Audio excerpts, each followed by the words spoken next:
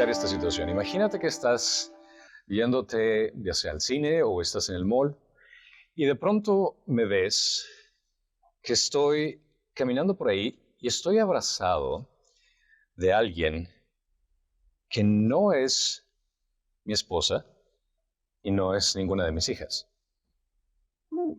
¿Cuál sería tu pensamiento inmediatamente? Es su mamá.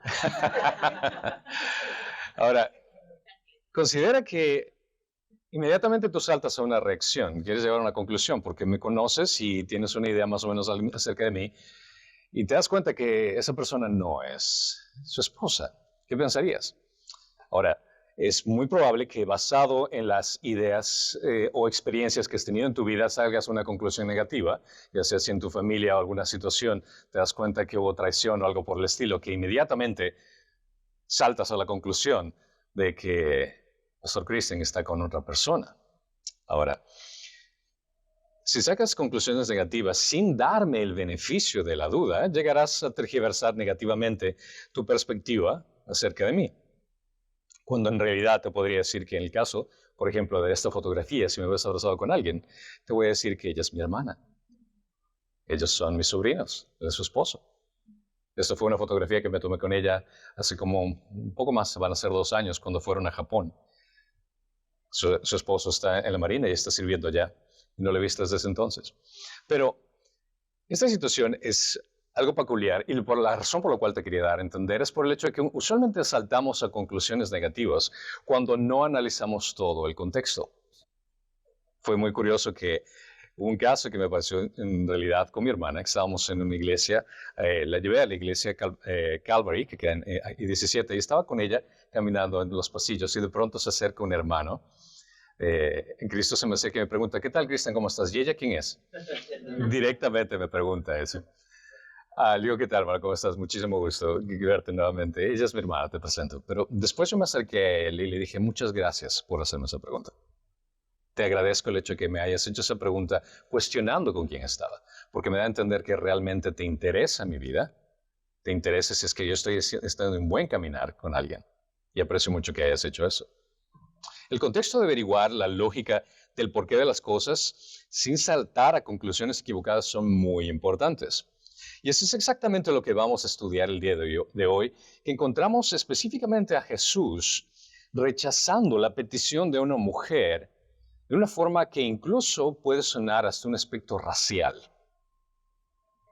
Es sorprendente que esta historia siga después de un relato en el cual vemos a Jesús que está hablando acerca de las pruebas externas y las cosas que hacen que una persona sea impura, cuando se basa precisamente en el corazón, que es lo que realmente está en el corazón. Y a primera vista, esta historia es de un rechazo a una mujer que está necesitando algo. Pero esta mujer era cananea, que significa no era judía. Parece contradecir el principio de los versículos anteriores al saber que la condición del corazón y no la externa es lo que determina si una persona está contaminada o no. La historia también está aparentemente en conflicto con la Gran Comisión, cuando dice vayan y prediquen a todo el mundo el Evangelio. Pero en este caso vemos a Jesús que está rechazando a una mujer que viene y le pide ayuda. Cualquier persona que lea únicamente este pasaje sin entender el contexto de quién es Jesús, qué fue lo que vino a hacer, caería a una conclusión bastante negativa acerca de quién es Jesús, por la forma como rechaza, y no solo eso, sino la forma como la trata y lo que le dice. Y para que entendamos mejor este tema, vamos a abrir a Mateo capítulo 5 del 21 al 28. Perdón, Mateo capítulo 15 del 21 al 28. Bueno, que están poniendo atención, estaba poniendo esa prueba. Está exactamente. Mateo 15 del 21 al 28. Saliendo Jesús de allí, se retiró a la región de Tirón y de Sidón. Entonces, una mujer cananea que había salido de aquella región comenzó a gritar, Señor, hijo de David, ten misericordia de mí. Mi hija está terriblemente endemoniada. Pero él no le contestó nada. Y acercándose a sus discípulos le rogaban, atiéndela, pues viene gritando tras nosotros. Y Jesús respondió, no he sido enviado sino a las ovejas perdidas de la casa de Israel. Pero acercándose ella, se postró ante él diciendo, Señor, ayúdame. Y él le dijo, no está bien tomar el pan de los hijos y echárselo a los perrillos. Ella respondió, sí, Señor, pero también los perrillos comen de las migajas que caen de la mesa de sus amos. Entonces Jesús le dijo, oh mujer, grande es tu fe, que te suceda como deseas. Y su hija quedó sana desde aquel momento. Vemos que este relato también se presenta en el libro de Marcos, capítulo 7, 24 al 30. Y lo que vemos en el contexto, Jesús se retiró a Tirón y Sidón. En el versículo 21-22 menciona que él se está escapando del cuestionamiento de líderes religiosos y Jesús sale de allí a una región que se llama Tirón y Sidón, que es una zona gentil, es una zona costera en Fenicia. Estas ciudades portuarias en la costa del mar Mediterráneo al norte de Galilea, debido a que estas eran ciudades que fueron denunciadas por Isaías y por Ezequiel, los judíos del primer siglo consideraban notoriamente estos lugares como lugares malvados. Los judíos jamás irían a relacionarse con ellos en este sector, en el norte. Esta es la única ocasión que Jesús entró a un territorio gentil sin necesidad para ir a llegar a otro lugar. Él intencionalmente fue a esta área gentil, a esta otra ciudad durante su ministerio público. Este diálogo tiene más sentido cuando consideramos cómo se desarrolla la narrativa desde una perspectiva de los discípulos. Jesús estaba con sus discípulos y va con ellos a esta área.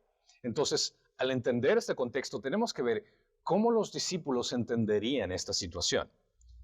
¿Qué es lo que está ocurriendo aquí para que los discípulos capten el por qué nos lleva a esta área, donde realmente no hay judíos aquí, y qué es lo que vamos a encontrar en esa área?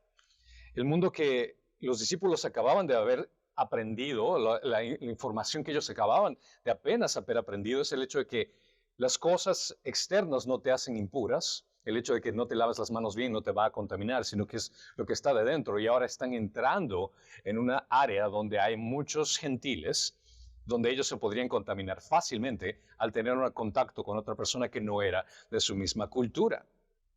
Entonces, ahora los lleva a un territorio gentil y un lugar lleno de gente inmunda según la visión judía estándar. Y aquí se topa específicamente con una mujer cananea. Mateo, al etiquetar a la mujer como cananea, la asocia con el enemigo pagano más notorio de Israel.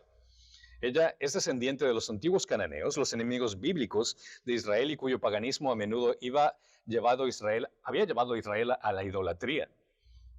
Aquellos israelitas que estaban en la tierra prometida, que se asociaban de una u otra forma con ellos, automáticamente se contaminaban y caían en la adoración de falsos ídolos. Entonces puedes entender que existía un rechazo para ellos por la mala influencia que tenían. De todas las nacionalidades gentiles, las de ascendencia cananea habrían estado entre las más aborrecidas por los judíos. O sea, en otras palabras, estamos hablando de gente que realmente los judíos rechazaban.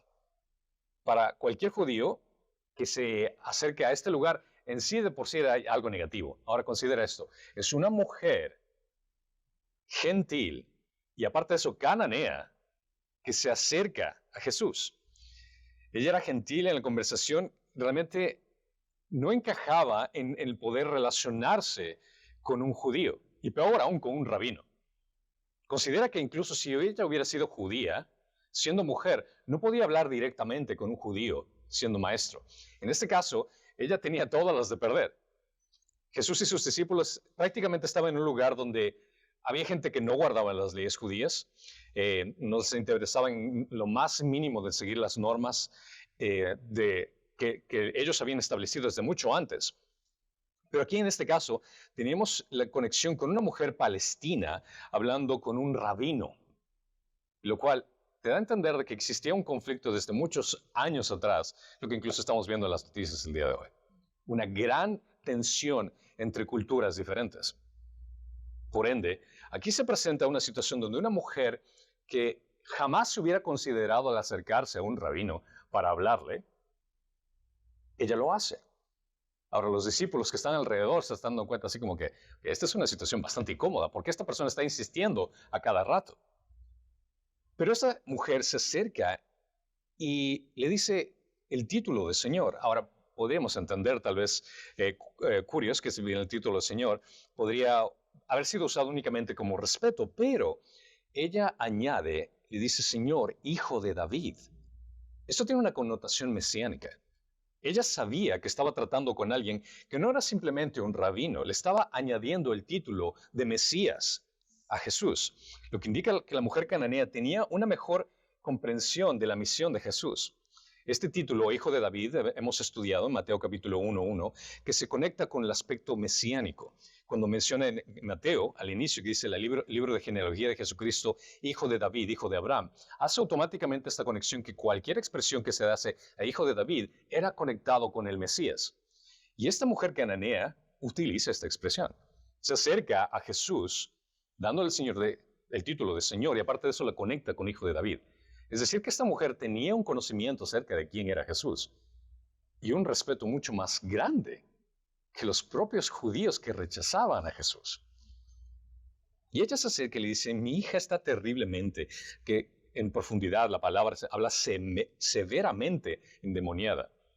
O sea, puedes entender algo que se puede decir, alguien está gravemente enfermo, o sea, realmente se encuentra en la cama, pero puedes entender la gravedad cuando alguien dice, si alguien está severamente endemoniado, te da a entender de que este espíritu que está en esta niña está realmente causándole un dolor sumamente grande y está haciéndole que tenga actividades sumamente feas, fatales para ella. Esta mujer que profesaba a Cristo como Señor Hijo de David, no estaba buscando sanación para ella, estaba buscando una solución para su hija, que estaba en las garras de estos espíritus inmundos. Ahora, los paganos no solo compartían la creencia judía de posesiones demoníacas, sino que ellos estaban en desventaja porque ellos no tenían a quién recurrir para poder sacar o liberar a esta niña de los demonios. Ella viene desesperada, conociendo que esta persona podía hacer algo por ella y entendía el poder que tenía y el título que le da a entender de que ella sabía con quién estaba tratando. Ahora, cualquiera consideraría que la respuesta de Jesús a tal petición sería sin lugar a dudas, por supuesto, te voy a ayudar. Esta niña es tu hija, está endemoniada. La voy a liberar de ese poder del maligno del cual yo vine a liberar. Pero la respuesta fue diferente. Porque vemos en el versículo 23 que él no le contesta nada. Ahora, de lo que hemos estudiado acerca de Jesús, esto te suena bastante ilógico. ¿Cómo es que Jesús, cuando ve a esta necesidad de una mujer que viene con tanta desesperación, Jesús no le responde absolutamente nada? Puedes imaginar la dureza que se percibe de este escenario. El misericordioso Jesús, que fue movido a compasión por muchísima gente, que pasaba sanando a miles de personas constantemente, no le contesta, le ignora. Cualquiera que lea este pasaje fuera de contexto pensaría que realmente estamos tratando con una persona que es fría o calculadora. Cualquiera vería a este como un líder religioso que realmente no le interesa a nadie más. Por eso, a nadie más que no sea de su grupo, de su cultura. Por esto, de la importancia de leer siempre el contexto. Contexto, contexto, contexto. No únicamente de los pasajes que lees alrededor, sino también del capítulo. Y no solo el capítulo, sino del libro. Y no solo del libro, sino del convenio, de leer todas las escrituras. La importancia del contexto te evita caer en errores de asumir cosas o poner ideas dentro del texto que el texto no menciona. Es muy fácil hacer decir a la Biblia lo que tú quieras. Pero cuando lees en contexto no puedes hacerlo, porque el contexto te lo explica todo. Debemos evaluar la personalidad de Cristo no solo en este evento, sino por el tratar de entender este comportamiento a la luz de lo que ya sabemos de Él. Siempre hay que dar el beneficio de la duda. Siempre. Sobre todo cuando tienes una idea de quién estamos tratando. De la misma forma podemos aplicarlo a nosotros. Nunca saltemos a conclusiones negativas. Siempre saltemos el beneficio de la duda, el por qué ciertas personas actúan de cierta forma. Muchas veces tendemos a juzgar inmediatamente por el hecho de que una persona te trata mal. Automáticamente nos subimos a nuestro caballo y decimos, no, esta persona, qué arrogante, lo que sea, pero no sabes lo que esta persona está pasando. Es muy posible que esté enfrentando situaciones difíciles en su vida que no sabe cómo reaccionar y lo único que hace es enojarse con la gente. O aquella persona que vemos a nuestro alrededor que tiende a ser muy gruñola o se queja de todo el mundo, pero no te das cuenta que tal vez existe algo dentro de esa persona que tenemos que conocer que nos ayude a administrarla mucho mejor. El principio viene a ser el hecho de que no saltas a conclusiones sin conocer qué es lo que existe en el contexto de esta persona. Jesús utilizó este encuentro como una oportunidad para enseñar a sus discípulos y destacó la persistencia de la fe de esta mujer cananea. No es que el Señor no estuviera dispuesto a sanarla o que ignorara por apatía de lo que estaba pasando, sino que Jesús tenía dos planes específicos en hacer esto, lo cual era una, el revelar la gran fe y la humildad de esta mujer, y la otra, de enseñar un tema doctrinal que era muy importante que los discípulos entiendan y que también la gente que iba a leer este evento entienda. Los discípulos le rogaban diciendo atiéndela. Hay otras traducciones que le dicen despídela, que nos viene gritando. Ahora, la palabra que se utiliza aquí, el verbo despídela, tiene fuerza neutral y deja la descripción de Jesús si le despediría concediéndole la petición o le negaría la petición que está dando. Entonces, también eso vale la pena leer cuando a veces lees una palabra, leen diferentes traducciones, porque la diferencia entre el griego con el español, hay mucha diferencia y hay palabras que realmente tienen un contexto mucho más profundo en el griego que en el español. Ahora, los discípulos nunca habían visto a Jesús negar a nadie que le suplicara ayuda. Puedes entender, Jesús está con ellos y se acerca esta mujer, los discípulos ven y ruegan. Puede existir este conflicto dentro de los discípulos, o sea, es una cananea. O sea, no creo ¿qué es lo que va a hacer aquí? Jesús siempre ha sanado, pero ¿cómo va a reaccionar aquí? Pero ya el ansia de que ella viene y ruega y grita, por favor, haz algo, o sea, Jesús, o sea, ya sea que la mandas o lo que sea, pero haz algo. Muchos judíos se habrían sentido obligados a despedir a esta mujer cananea. Sin embargo, toda esta historia y la historia que viene después pretende ser un reflejo de la realidad del plan que involucraba a los gentiles. Y esta era también una de las razones por la cual tomó este tiempo y esta interacción con ella. Que el hecho de que la salvación no únicamente fue para los judíos, sino que se iba a extender a los gentiles. Jesús utiliza una parábola para responder a esta mujer con el propósito de enseñar algo que no era una simple negación. En el versículo 24 le dice Jesús que él ha venido, dice que no he sido enviado sino a las ovejas perdidas de la casa de Israel. Jesús finalmente se detuvo dirigiéndose a ella y le dice esto: no he venido sino a las ovejas perdidas de la casa de Israel. Ella entendió prácticamente lo que le estaba diciendo. Yo he venido para el pueblo de Israel. Tú no eres el pueblo de Israel. Jesús no le dio la espalda al pueblo judío, aun cuando lo rechazó por el legalismo farisaico y sometió a su pueblo un duro juicio, pero seguía insistiendo con ellos. A pesar del rechazo, él seguía ministrándoles a ellos. Este caso, esta mujer viene rogándole y no le habla. Y segundo después, dice, he venido únicamente para el pueblo de Israel. Su misión era de ayudar a las ovejas descarriadas de la casa de Israel. Fue a Israel no para recompensar a los justos, sino para rescatar a los perdidos. Si Jesús hubiera apartado a los judíos, considera esto, si es que su alcance hubiera sido, vamos a hacer ahora a los gentiles también, si es que hubiera enfocado a los gentiles, él hubiera perdido la atención de los judíos. Es por seguridad de que se habrían cerrado todas las puertas entre los judíos si es que él hubiera ido a los gentiles en primer lugar. Mateo enfatizó la intención de Jesús de incluir a los gentiles en su reino, pero tenía que haber un orden. Primero era Israel y después los gentiles. Porque cuando leemos, por ejemplo, Mateo 10, 5, 6, a estos dos envió Jesús después a instruirlos diciendo, eso es lo que dice Jesús, no vayan por el camino de los gentiles, ni entren en ninguna de las ciudades de los samaritanos, sino vayan más bien, ¿a dónde? A las ovejas perdidas de la casa de Israel. Jesús desde el inicio establece un orden. Primero vayan a la casa, a las ovejas perdidas de la casa de Israel.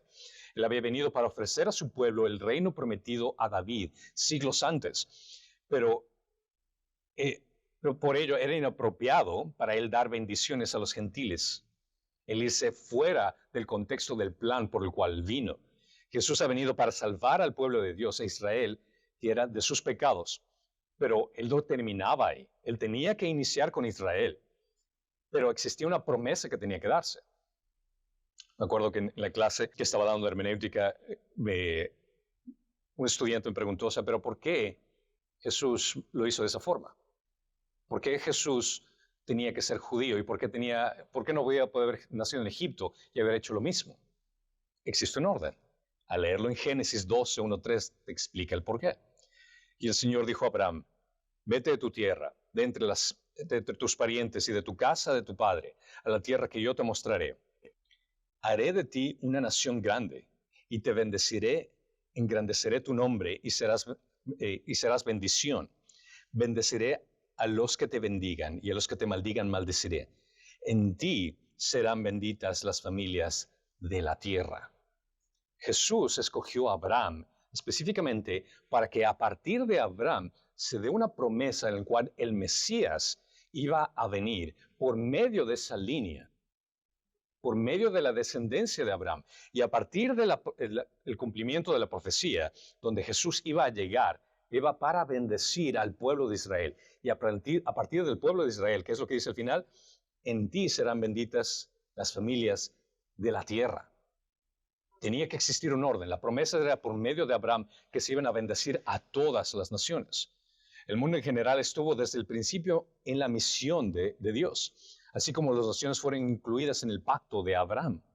Pero había razones importantes para ofrecerse a los judíos primeramente y luego a los gentiles. Eso es algo que incluso Pablo lo declaró. Porque no me avergüenzo del evangelio, pues es el poder de Dios para la salvación a todo el que cree, al judío primeramente y también al griego.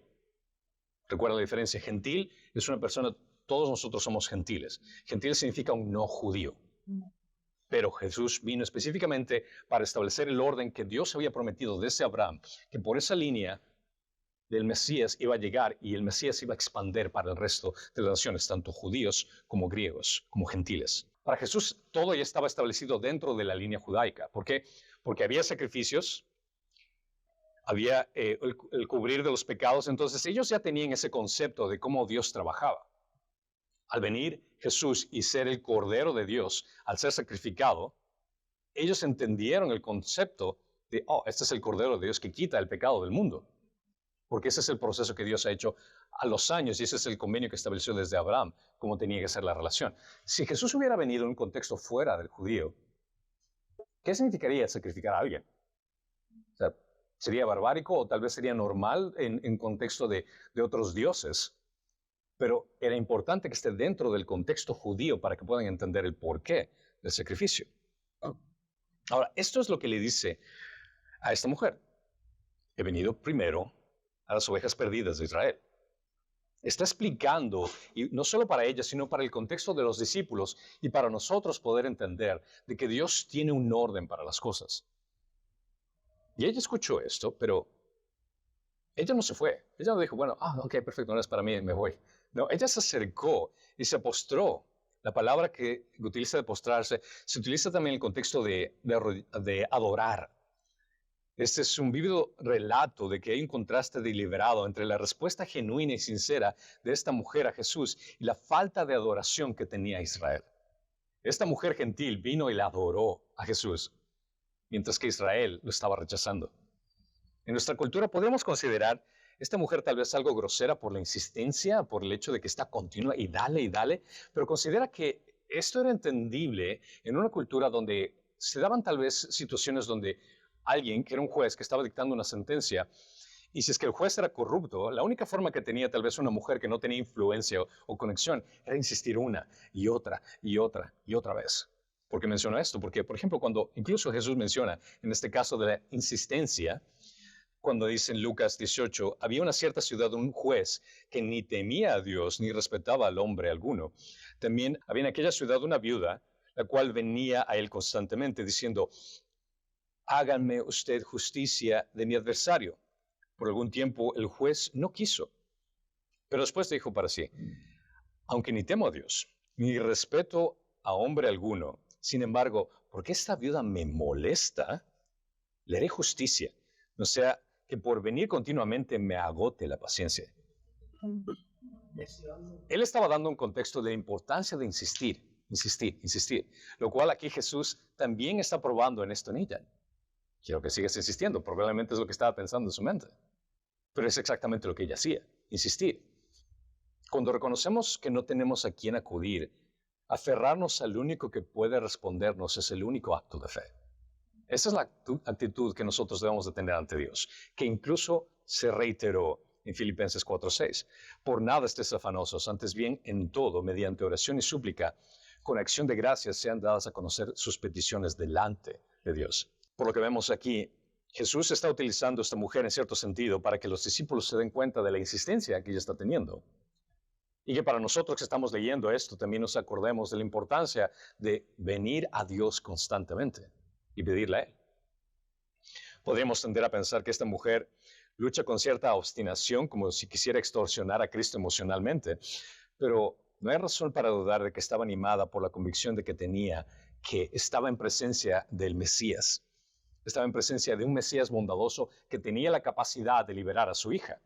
Cuando Cristo declaró expresamente que no vio a los gentiles, ella no se dejó, que no vino a los gentiles, ella no se dejó intimidar por la negativa. La primera negativa que ella recibió, ella insistía. Jesús expande después de esto la parábola, explicando la razón del porqué de su rechazo, en el versículo 26. Y él le dijo, no está bien tomar el pan de los hijos y echárselo a los perrillos. Ahora, considera esto. El rechazo inicial de Jesús no fue una, sino fueron 3 veces. Uno, cuando se acercó, Jesús no le respondió. Segundo, la afirmación que dice, he venido a las ovejas perdidas de la casa de Israel. Y tercero, le da una declaración donde dice que el pan de los niños no es para los perrillos. Considera el tercero, que es el más intenso. Uno podría pensar, ¿está Jesús siendo racista aquí?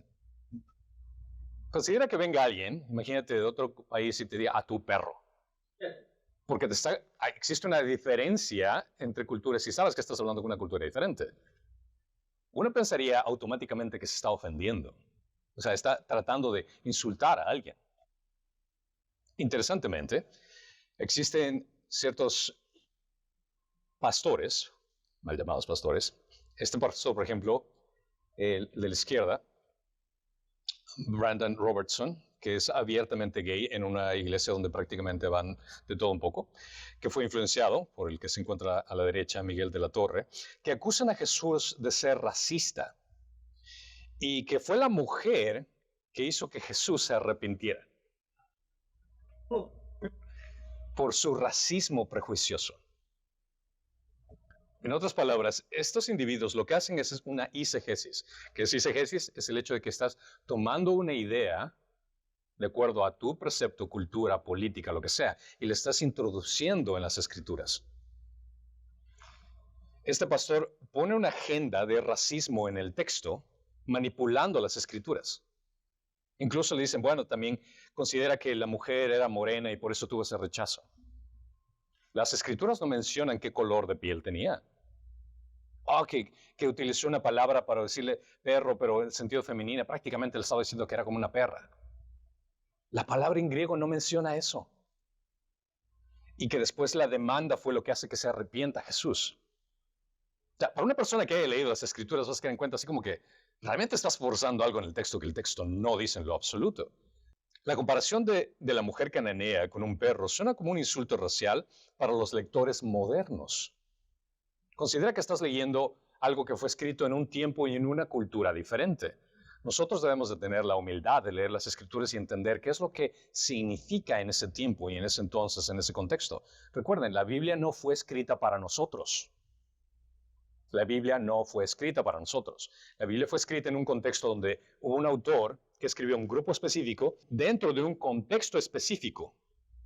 Nosotros humildemente tenemos que venir históricamente a entender quién era ese grupo, a quién estaba escribiendo, por qué y cuál era el contexto cultural que estaba ocurriendo en ese entonces. No podemos venir con una arrogancia y decir, no, él está equivocado. ¿Por qué? Porque yo lo estoy juzgando desde mi cultura y mi posición y mi historia. Eso está mal. Los perros no eran animales domésticos, por ejemplo, para comenzar. Esa es una diferencia cultural.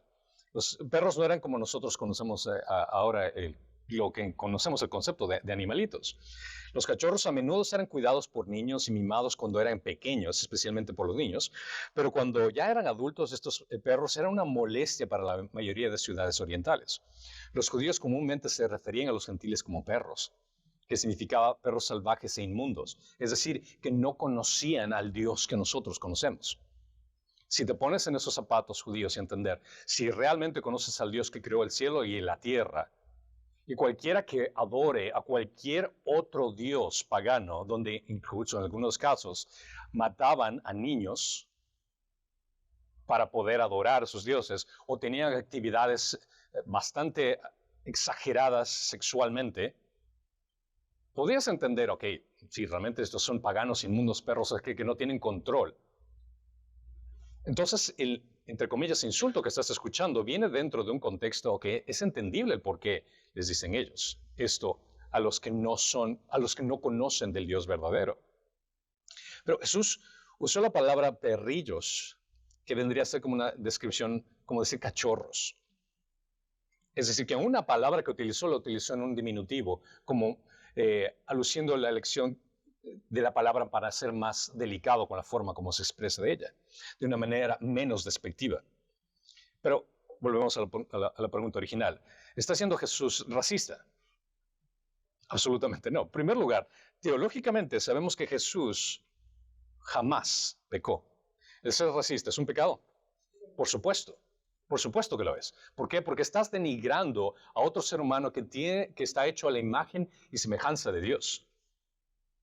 Todos somos hechos a imagen y semejanza de Dios. Y no existe razas, bíblicamente hablando.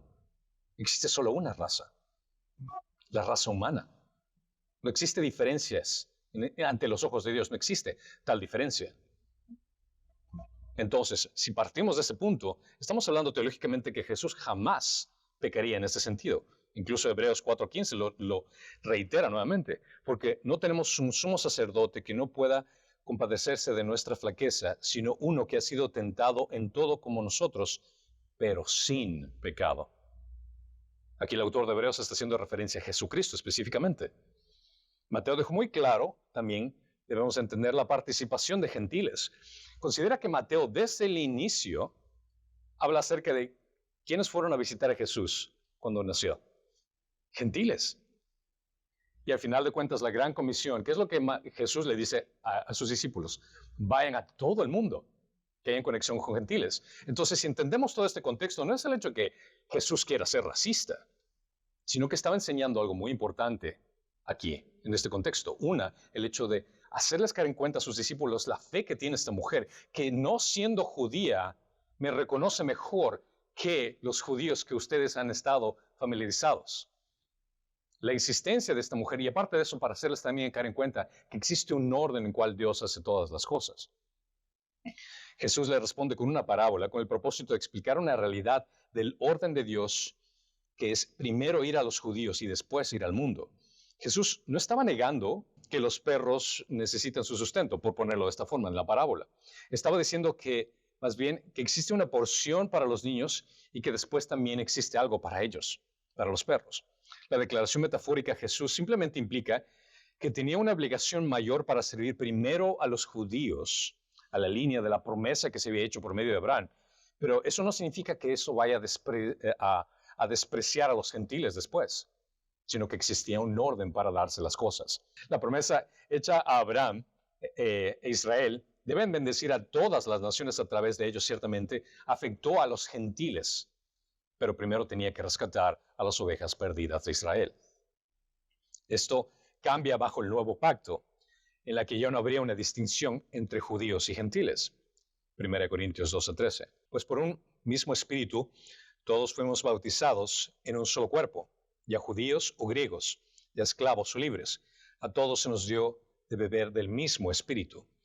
Aquí ya estamos hablando del nuevo convenio, que Cristo ya expandió la salvación a gentiles. Efesios 2:11. Por tanto, recuerden que en ningún otro tiempo ustedes, los gentiles en la carne, que son llamados incircuncisión, por la tal llamada circuncisión, hecha en la carne por manos humanas. Recuerden que en este tiempo ustedes estaban separados de Cristo, excluidos de la ciudadanía de Israel, extraños a los pactos de la promesa, sin tener esperanza y sin Dios en el mundo. Aquí está hablando claramente que los gentiles no tenían esa esperanza. Fuera del pacto que había hecho como Abraham, del Mesías que iba a llegar, los judíos los gentiles no tenían esa esperanza de salvación. Pero ahora en Cristo se expandió esa salvación para todos. Efesios 3:4.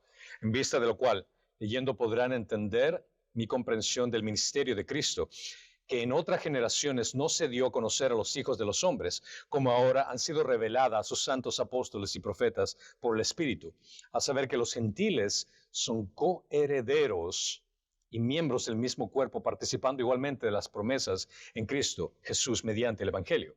Considera que esto fue una promesa que en el Antiguo Testamento, si se decía a los judíos, sabes que se va a extender la salvación a los gentiles, pero ¿cómo? O sea, los gentiles, ¿qué van a hacer? No pueden ni siquiera reaccionar, no saben ni de la izquierda ni de la derecha. O sea, no pueden entender lo que es vivir en santidad. Ok, esa promesa se cumplió en el Nuevo Testamento con Jesús, que se expandió para todos. Jesús había venido para traer a los creyentes de todas las naciones a un reino que viene a ser su iglesia, pero había venido primero a cumplir la promesa a Abraham, a Isaac, a Jacob, por lo menos la línea de descendencia que iba a llegar hasta el Mesías con él. Pero vemos en esto, después de las 3 negaciones, después de los 3 rechazos que se le presenta a esta mujer, ella insiste y le dice esto: sí, Señor, pero aún los perrillos comen migajas caídas de la mesa de sus amos. La respuesta de esta mujer es maravillosa en todos los sentidos. Ella acepta de todo corazón lo que Jesús dice acerca de lo que es ese arreglo divino de su misión mesiánica, y que se limita que primero a los judíos y después a los gentiles. Su consentimiento es mucho más que formal o superficial. Comprende y está consciente y se somete a lo que Jesús dice. Sí, yo soy un perrillo.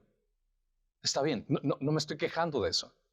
Conozco mi posición, conozco que yo no soy de la descendencia judía.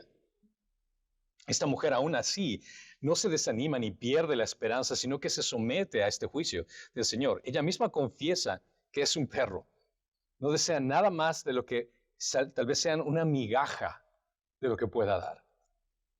La mujer respondió que Jesús no tenía por qué descuidar a los judíos sin satisfacer las necesidades de los gentiles.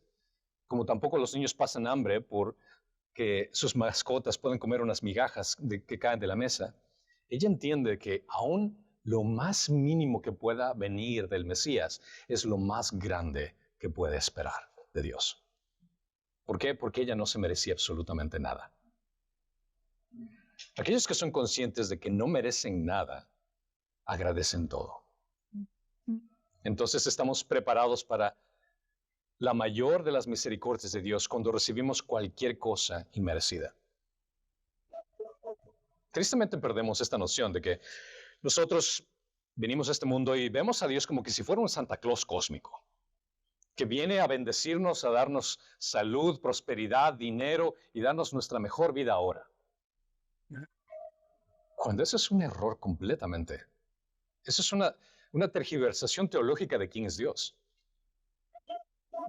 Dios no nos debe absolutamente nada.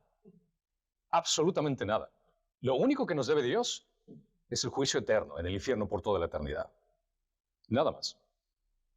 Si Dios tendría que enviar a toda la humanidad al infierno, todos y cada uno de los ángeles en el cielo estarían aplaudiendo por lo que Dios está haciendo. Pero aún así, Dios envió a su Hijo a este mundo a convertirse en ese segundo Adán, el segundo representante humano, ya que el primero nos falló, y a partir de ese primer Adán, todos hemos recibido el pecado original, y en esto le añadimos más pecados por nuestra propia cuenta. El segundo Adán se convirtió en nuestro representante para morir por nosotros, y todo aquel que crea en él tenga vida eterna. Este segundo Adán nos dio mucho más de lo que podríamos pedir. Considera que el regalo de vida eterna que tenemos por medio de Jesucristo es mucho más valioso que cualquier cosa que podamos obtener en esta vida. ¿De qué te sirve tener un matrimonio excelente? ¿De qué te sirve tener un carro lujoso, una casa, una mansión o la salud excelente de toda tu vida si al final terminas en el infierno? Cuando esta mujer entendió el concepto de que está en presencia del Mesías y cualquier cosa que pueda recibir del Mesías es lo más grande, considera que ella estaba entendiendo de que Dios es misericordioso también. Lo más pequeño de Cristo es precioso para el creyente. Las mismas migajas del pan de vida también lo son. Ella no se rendiría, aunque él le rechazó 3 veces, pero iba a insistir Me recuerda como a Jacob no le quedaba, cuando estaba luchando con Dios, no te voy a dejar reír hasta que me bendigas. Tenía la misma intención. Voy a continuar hasta que me bendigas, hasta que pueda responder. Estaba insistente. Después de esta respuesta, Jesús apremia su fe. Vemos el versículo 28 que le dice, oh mujer, grande, que es otra forma de traducir esta palabra sería abundante es tu fe. Nuevamente, ¿con quién estaba Jesús? Con sus discípulos. Puedes entender ahora la profundidad de la enseñanza que estás dándole a sus discípulos. ¿Recuerdan de dónde vinimos? Sí, estamos en un pueblo judío. ¿Recuerdan el rechazo que tengo de los líderes religiosos? Que no me reconocieron como el Mesías. Prácticamente eso era lo que estaba ocurriendo. Fuimos a un pueblo que no está dentro de este contexto, y esta mujer, que no debería ni siquiera ni hablarme, se postra ante mí y me adora. Y quiero que se den cuenta de la fe que tiene esta mujer. ¿Recuerdan el contexto? Los discípulos obviamente vieron esto como una lección muy importante para ellos. Finalmente, habiendo visto amplias pruebas del corazón de fe de esta mujer, habiendo expuesto a sus discípulos este evento, Jesús rompió su fingida, entre comillas, resistencia con esta respuesta entusiástica. Mujer, tienes mucha fe, es abundante tu fe. Es evidente que quedó profundamente conmovido por una fe tan madura y persistente en esta mujer gentil. El contraste de los líderes religiosos de Israel iba a ser bastante grande cuando los discípulos entendieron, wow, qué increíble. Esta mujer, que realmente ni siquiera está conectada con nosotros, cree mucho más de aquellos fariseos y escribas que han leído las Escrituras, que deberían entender y reconocer al Mesías. Esta mujer, que no tiene acceso a nada de esto, creyó y tuvo una fe mucho más grande. Ella habría sido impura frente a los fariseos, sin embargo, mostró la actitud de corazón indicada mientras ellos estaban condenados. La fe que Jesús elogió más altamente en Mateo fue expresada por gentiles. ¿Te imaginas? Mateo fue un judío escribiendo a judíos acerca de el judío. Pero ¿qué enfatizó más aquí? Era la fe de gentiles. ¿Tú puedes imaginar que como es un golpe, así como que, ay, esto sí me dolió? ¿Por qué? Porque los judíos eran muy orgullosos de su fe. Pero aquí Mateo está exaltando la fe de gentiles en el Evangelio. ¿Por qué me refiero también a esto? Porque si recuerdan, cuando estudiamos Mateo capítulo 8, menciona este personaje. Y Jesús le dijo, yo iré y lo sanaré. Este es un centurión gentil que se acerca a Jesús. Y el centurión le dice, pero el centurión responde, Señor, no soy digno de que tú entres bajo mi techo, solamente di la palabra y mi criado quedará sano. Porque yo también soy hombre bajo autoridad, como con soldados a mis órdenes, y digo a este, ve y va, y al otro, ven y viene, y a mi siervo, haz esto y lo hace. Al oírlo, Jesús se maravilló y dijo a los que lo seguían, en verdad les digo, que en Israel no he hallado en nadie una fe tan grande. Y les digo que vendrán, y ahí está la conexión también de gentiles, les digo que vendrán muchos del oriente y del occidente y se sentarán a la mesa con Abraham, Isaac y Jacob en el reino de los cielos. La fe de la mujer cananea incluso se compara también en contraste. Considera los discípulos. ¿Quién estaba ahí? Pedro. ¿Recuerdan que estudiamos previamente? Pedro salió de la barca caminando. ¿Y que la respuesta que le dio? Al instante Jesús extendió la mano y se detuvo. Hombre de poca fe, ¿por qué dudaste? ¿Ves? Puedes entender cómo el contexto te aclara el porqué del comportamiento. Viendo desde los ojos de los discípulos, Pedro se había sentido así como que, wow. O sea, yo he estado con Jesús más tiempo, le he hecho ver más milagros. Esta mujer apenas tal vez ha escuchado, porque dudo mucho que ella haya entrado a territorio judío, sino que apenas tal vez ha escuchado de esto y tiene una fe mucho más grande. Y le dice a esta mujer que suceda lo que deseas. Ten en cuenta que él no le dijo que tu hija sea sana, sino que dijo, hágase como tú desees. O sea, es como que le dio un cheque en blanco. Toma. Para mostrar que fue el poder de su fe lo que provocó la sanación de su hija. Las misericordias para los hijos son definitivamente misericordias para los padres. ¿Te puedes imaginar el gozo de esta madre de experimentar que su hija estaba tremendamente endemoniada y que ahora sea sana? Eso es algo que también nosotros como padres debemos de considerar. orar a Dios, venir a Él constantemente y recordar la actitud de esta mujer y orar fervientemente por la salvación de nuestros hijos. Constantemente. Porque recuerda, nosotros tenemos una relación con Dios. Somos hijos de Dios, pero Dios tiene hijos y no nietos. El hecho de que nuestros hijos nazcan en un contexto donde Cristo está presente no significa que ellos automáticamente van a ser salvos. Sí tenemos que orar por ellos, interceder por ellos, constantemente.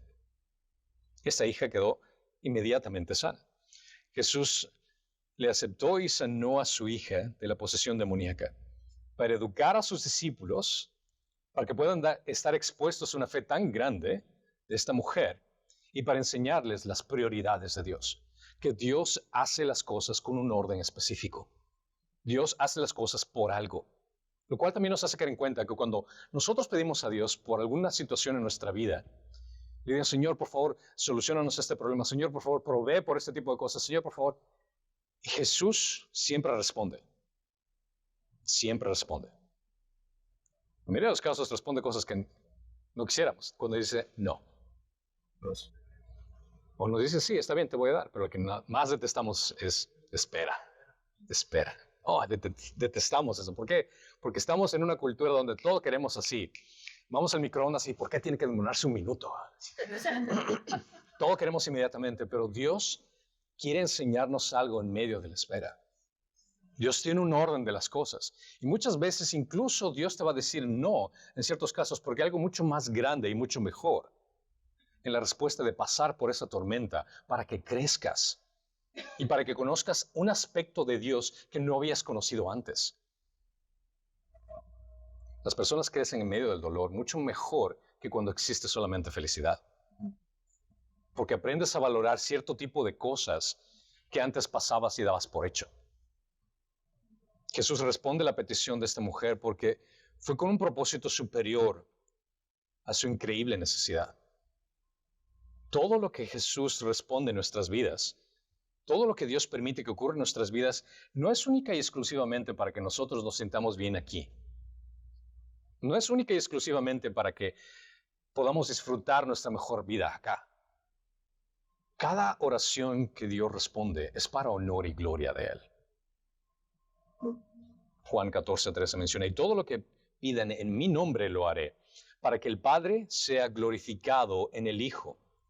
Si me piden algo en mi nombre, lo haré. Entonces, ¿qué es lo que entendemos aquí? ¿Cuál es el propósito? Para que el Padre sea glorificado en el Hijo. Cualquier respuesta de oración que tengas es única y exclusivamente para honor y gloria de Dios. Esa es la razón. No se trata únicamente de ti. Dios no te debe absolutamente nada. Y aún así Él te dio salvación. Aún así te dio vida. Cuando tú lo rechazas, cuando tú lo odias, cuando tú lo desobedeces, cuando no te interesa en lo más mínimo abrir su palabra para conocer acerca de Él, Dios te dio mucho más de lo que necesitas. Muchas personas hacen esta pregunta equivocada. Señor, ¿por qué pasan cosas malas a personas buenas? Estás equivocado. No existen personas buenas, porque todos somos malos. Todos hemos sido pecadores. Todos hemos sido destituidos de la gloria de Dios. La pregunta debería ser, ¿por qué existe un Dios tan bueno que da cosas buenas a personas malas como tú y yo? El sol sigue saliendo todos los días. Tienes comida, gracias a Dios. Tienes fuerza, gracias a Dios. Y aún así, tú sigues haciendo cosas en cada instante, con cada aliento de tu vida que va en contra de su palabra. Considera que Jesús remunera la fe de aquellos que reconocen su grandeza con el fin supremo de exaltar y glorificar su nombre. Jesús remunera la fe de aquellos que reconocen su grandeza, que saben que Él es el Señor Dios Todopoderoso, con el fin supremo de que cualquier respuesta que vayas a obtener de tu oración va a ser para exaltarlo a Él, para honor y gloria de Él. Todo en la vida se trata acerca de Él. Y el momento en que entiendas y reconozcas esa realidad, vas a vivir a plenitud. Vas a darte cuenta que tú eres parte del elenco por decirlo así, de extras dentro del plan perfecto donde el autor principal, donde el personaje principal es Dios. Mateo escribió claramente este mensaje acerca de esta mujer que se acercó a Jesús reconociendo su poder y autoridad para rogarle que sane a su hija de esta terrible posesión que tenía este demonio de su hija. Y Jesús la ignora, sus discípulos se incomodan con ella, pero la mujer insiste a pesar de reconocer que era una gentil ella misma, y Jesús premia su abundante fe, sanando inmediatamente a su hija. Considera que los judíos que leyeron Mateo por primera vez, este evangelio, entendieron que Jesús mantuvo un orden, y esto es lo que quería enseñarles a ellos, mantuvo un orden y prioridad de las cosas. Y el rechazo de Jesús por parte de Israel no podía excusarse basándose en una misión gentil temprana. No podía ser, bueno, ustedes me rechazaron, voy para acá. No, él tenía que cumplir su misión. Tenía que ir a la cruz y tenía que resucitar al tercer día para después expandir esa salvación para el resto. Jesús vino con una misión específica para cumplir la profecía hecha a Abraham, pero aún así mostró misericordia a los que depositaban su fe a pesar de ser gentiles. Mateo muestra que Jesús no rechazó a su nación, aunque ésta finalmente lo rechazó a él. El Señor resucitado encargó a los discípulos de ir a todo el mundo y llevar a todas las naciones este mensaje de que la única salvación se encuentra en Cristo. No en lo que tú hagas, no en tu religiosidad, no a qué iglesia perteneces, sino en Cristo. Y eso está al alcance de todos. Siempre que hablo con cualquier persona que no viene a la iglesia o cualquier persona que me topo en la calle, digo, mira, tú tienes una Biblia en casa, ¿verdad? Ok, perfecto, léela. Considera que yo no te traigo ningún libro, no te traigo nada. ¿Qué es lo que dice Jesús acerca de quién es Él? Lee el libro de Juan, lee el libro de Romanos. ¿Qué es lo que te dice Jesús acerca de Él mismo? Y entiendes que cuando estés en una situación en la cual desesperadamente necesitas un Salvador, Él jamás te va a rechazar. Jamás. Porque el momento en que entregues tu vida a Cristo y reconozcas que Él es tu Señor y Salvador, Él será glorificado al rescatar a un miserable pecador como tú y como yo. Amén. Gracias, Señor, te damos por el hecho de que tú nos has dado mucho más de lo que podemos pedir. A veces nos cegamos en esta vida pensando que hay cosas importantes, pero lo más importante que necesitamos lo diste en esa cruz, que fue tu Hijo, tu vida por nosotros, Señor. Que podamos recordar esto siempre y podemos vivir, Señor, gozosos de saber que lo único que necesitamos eres tú. Y agradecidos de cualquier cosa extra que quieres darnos, a pesar de que no lo merecemos. Pero este gozo que tenemos de vivir en ti, conocerte, Señor, podemos compartirlo con aquellos familiares y amigos que necesitan desesperadamente de saber que tú eres la verdad y la vida. Y mientras tanto, Señor, permítanos ser esa sal y la luz que nos has llamado a ser para poder representarte de la mejor forma, Señor, y glorificar tu nombre siempre. En Cristo Jesús te lo pido. Amén.